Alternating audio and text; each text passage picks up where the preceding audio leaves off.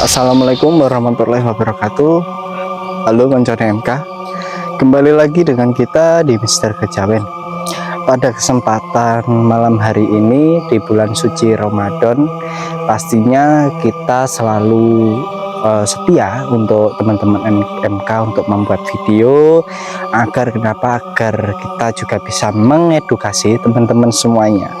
Nah, di sini teman-teman, kita akan membahas mengenai beberapa adat Jawa, termasukan ini juga dikategorikan ilmu, bahkan juga seperti tidak asing juga pembahasan mengenai kanuragan. Nah, apa sih perbedaan kanuragan dan teknik-teknik seperti silat yang ada di Indonesia? Itu nanti biar dijelaskan oleh Bang Rohmat. Nah, tetapi kanuragan sendiri ini sudah tidak asing lagi terdengar di telinga kita, teman-teman, seperti itu. Nah, nanti kita temui langsung Bang Rohmat agar kita tahu kanuragan itu sebenarnya seperti apa sih yang ada di wilayah Jawa khususnya, seperti itu, karena kita nguri-nguri adat Jawa seperti itu, teman-teman. Mari kita ke Bang Rohmat.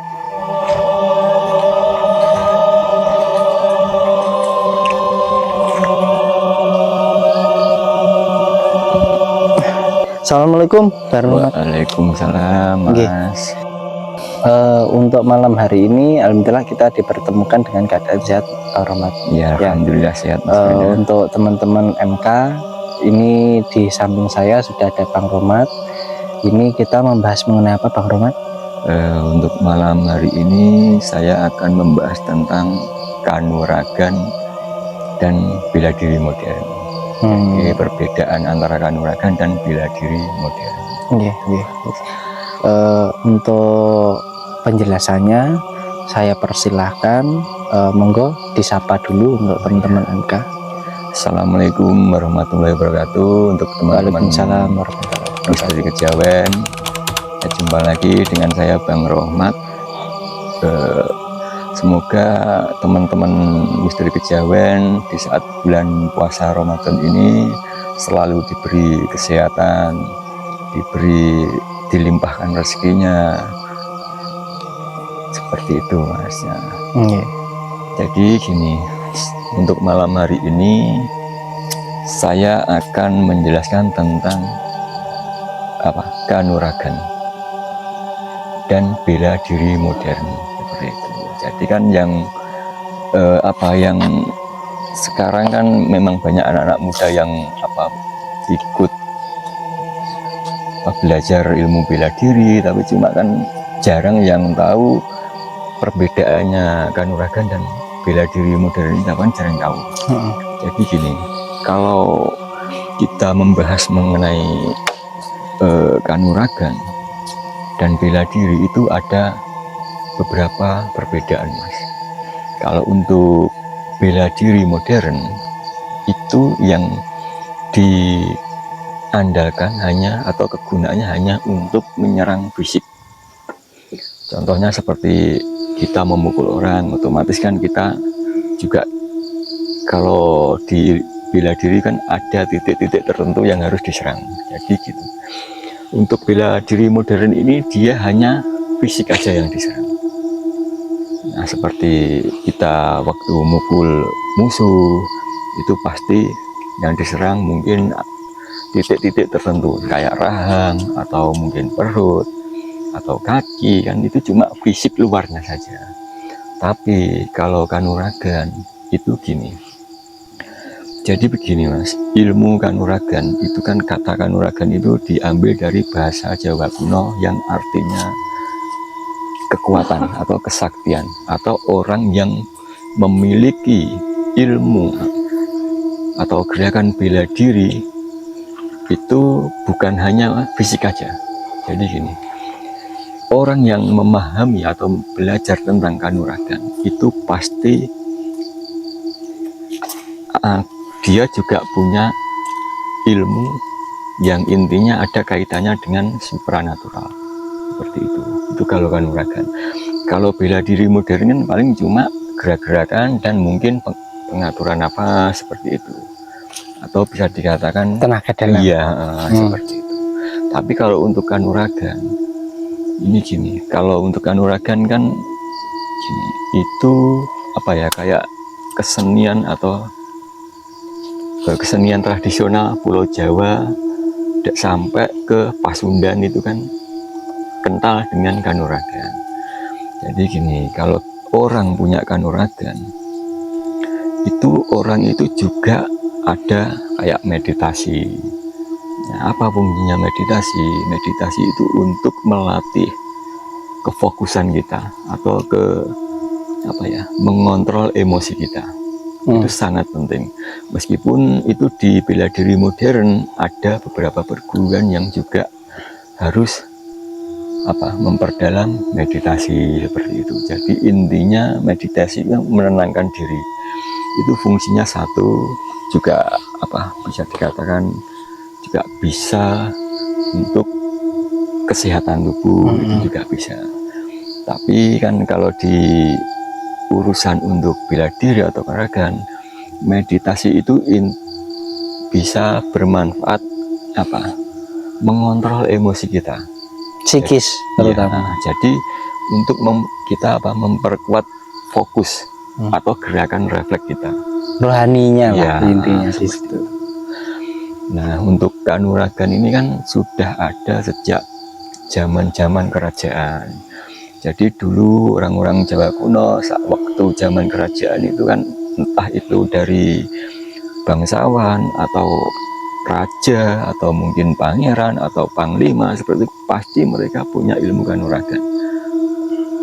Itu dengan kekebalan itu beda ya Bang Rahmat? Gini, kalau untuk kanuragan itu tetap ada Mas, gerakan-gerakan yang membuat kebal. Enggak, gerakan-gerakan tubuh itu seperti bela diri modern juga ada. Itu. Jadi intinya jurus-jurus itu ada. Cuma bedanya kan kalau kanuragan itu selain melatih gerakan tubuh, itu juga ada kayak meditasi. Terus ada kayak gimana Mas ya? puasa dan mempelajari satu ilmu-ilmu tertentu. Contohnya seperti apa? Ilmu waringin sungsang, terus ilmu lembu sekilan, terus banyak ya. Jadi apa? Jurus-jurus kayak lembu sekilan, terus kayak waringin sungsang itu kan ada puasa tertentu, ada intinya ada proses-proses tertentu gitu loh Mas.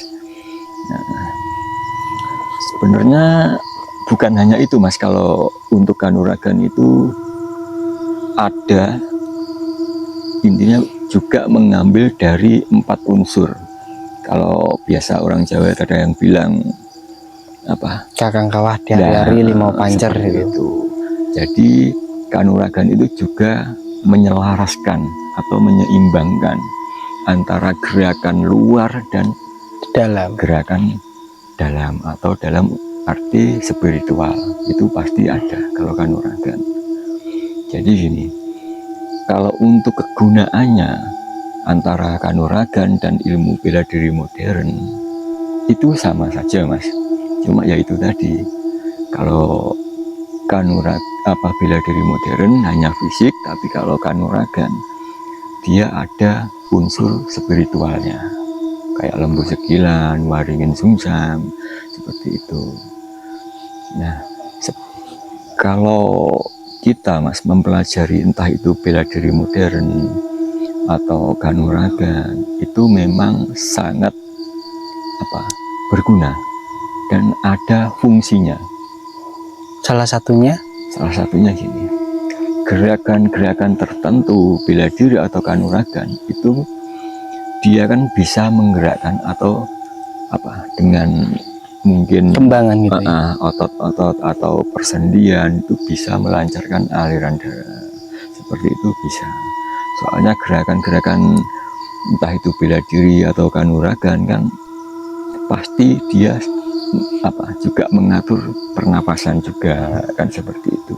Fungsinya banyak lah sebenarnya, bukan hanya untuk semata-mata untuk membela diri atau untuk kita berjaga-jaga. Suatu saat kita nggak tahu Mas ya, kalau mungkin ada orang yang usil atau iseng mau mengganggu kita, kalau kita punya ilmu bela diri dan kanuragan kan itu bisa digunakan seperti itu. Terus identik dengan ilmu bela diri modern itu identik dengan tenaga dalam. Iya, jadi gini, sebenarnya kan asal muasal bela diri atau kanuragan itu kan sebenarnya kalau kita telusuri itu kan memang dari satu unsur. Jadi gini, itu kan juga termasuk kesenian Mas atau budaya Jawa. Jadi gini, kalau kanuragan atau bela diri itu kan sebenarnya itu awal mulanya kan dari zaman kerajaan, terus akhirnya diwariskan ke generasi berikutnya, generasi terpenerus berikutnya, sampai akhirnya kalau tiba di zaman sekarang. Jadi gini, kanuragan itu seakan-akan dia kayak menghilang Mas, dalam arti tidak populer, popularitasnya itu menurun gitu Mas. Terus akhirnya sampai zaman sekarang ini kan cuma ya terjadi adanya kayak ilmu bela diri seperti yang saya katakan tadi. Tapi ya untuk kanuragan ini yang mungkin yang tetap mempunyai kayak ilmu-ilmu tertentu itu kemungkinan besar masih ada lah Mas, tapi cuma mungkin beberapa orang atau orang-orang tertentu lah yang bisa mempunyai kayak ilmu-ilmu seperti rawa rontek atau waringin sungsang atau lembu sekilan itu kan. Saya yakin untuk zaman sekarang ini tetap ada yang bisa, tapi cuma kan seiring Mas ya, perkembangan zaman, akhirnya seakan-akan ilmu kanuragan itu tidak diperlihatkan. Ya, tidak diperlihatkan. Seperti itu. Tapi juga gini, Untuk mungkin teman-teman MK atau saudara-saudara kita yang menekuni bela diri itu, ya gimana ya, hati-hatilah, jangan sampai disalahgunakan, dan jangan sampai buat asal-asalan atau buat gimana, kalau orang Jawa kemelindi lah intinya, seperti itu, sombong lah intinya. Kalau untuk bela diri modern itu saya yakin seluruh dunia pasti ada, Bang Rohmat. Di setiap suatu wilayah negara pun itu pasti kan ada. Pasti ada. Nah, cuman beda, mungkin beda tekniknya ya. Kan gitu. Gini. Di setiap wilayah satu, misal seperti Cina itu kan ada sendiri nih. Nah, terus di wilayah Indonesia itu ada sendiri, dan banyak kelompok mengatasnamakan A, B, C, D itu menggunakan bela diri yang berbeda-beda juga. Gitu. Jadi gini, kalau kanuragan pada zaman dahulu itu fungsinya atau itu digunakan untuk melawan musuh.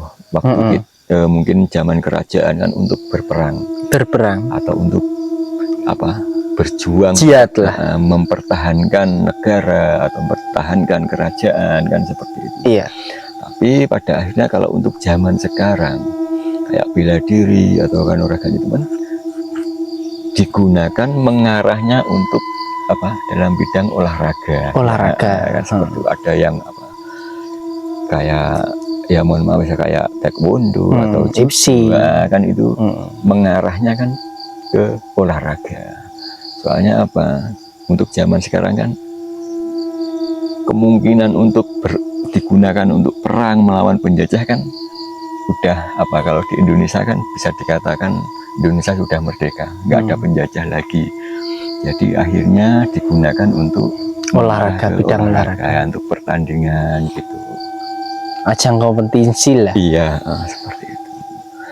Memang kalau kita membahas soal kanuragan atau bela diri itu memang nggak ada habis, Mas, nggak ada habisnya lah.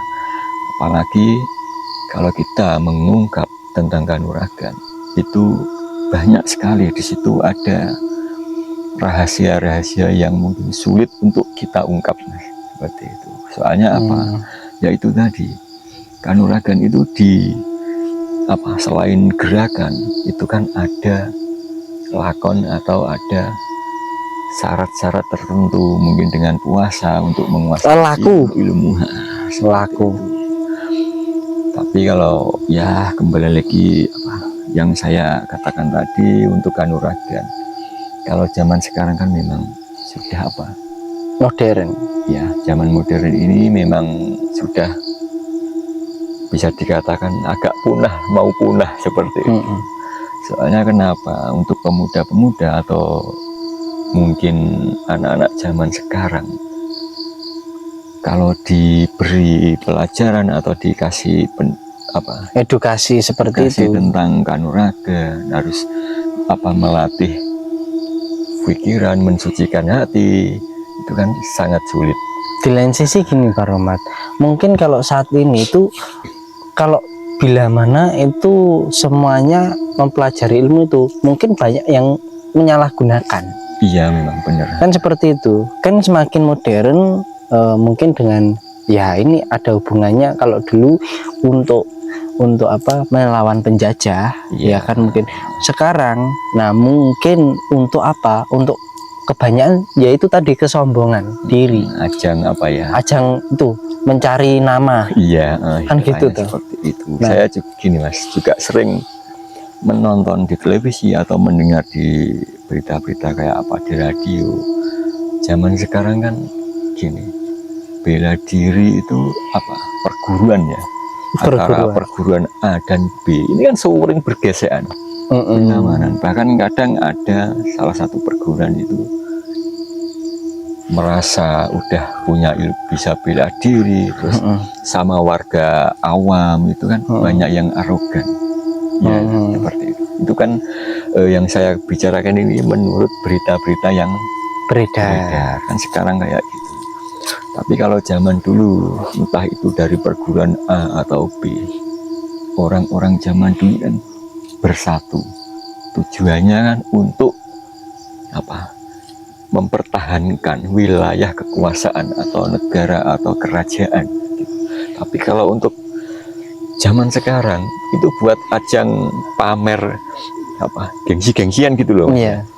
Kita sudah punya ilmu apa, bisa jurus berapa jurus, saya udah wah, merasa dia hebat, merasa sudah apa, kayak pendekar sakti ya kan. Yang saya sayangkan di zaman sekarang itu kok jadinya seperti ini, Mas. Jujur, saya sebagai apa, katakanlah pecinta kanuragan, pecinta supranatural, pecinta bela diri, itu saya sangat menyayangkan, sangat menyayangkan, Mas. Kok jadi kayak gini ya, pada tujuan mungkin nenek moyang kita dulu menciptakan bela diri atau jurus-jurus tertentu itu kan fungsinya itu bukan untuk apa, pamer kayak gitu ya. Bela diri atau ilmu-ilmu tertentu kan tujuannya untuk satu, untuk melindungi diri kita dari musuh, entah dari serangan atau saat kita menyerang kan seperti itu, atau untuk berjuang mempertahankan kerajaan atau mempertahankan apa, negara. Kuncinya kan dulu sesepuh kita menciptakan ilmu-ilmu bela diri atau ilmu-ilmu tertentu kan fungsinya digunakan untuk hal-hal yang positif. Tapi ya itu tadi, kita kembali untuk zaman sekarang itu saya sebenarnya sangat menyayangkan, Mas. Banyak disalahgunakan. Di lain sisi itu ya, sama suatu perguruan A dan perguruan B, bahkan ini sama-sama dia itu sama-sama punya perguruan silat, tapi tidak bisa akur juga, gitu tuh.